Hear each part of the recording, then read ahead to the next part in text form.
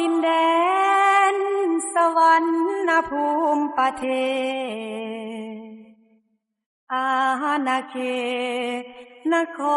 รหลวงพระบางบรรพการห่วมกันขยันสรรสร้างเสียงทองล้านสางเอกอ้างฟ้าละธรณีความหั่งมีสีมือเรื่องลือโลกา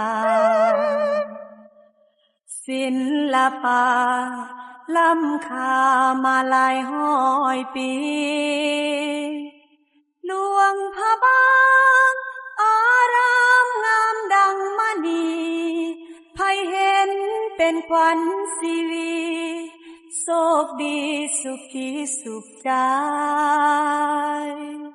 หลวงพระบางหลวงพระบางแสนแพงเหมือนฟ้าสร้างแปลงจำแรงเฮืองหุ้งสดใส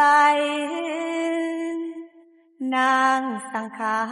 รตำนานมนต์ข้างฝังใจงามล้ำงามเลิศวิไล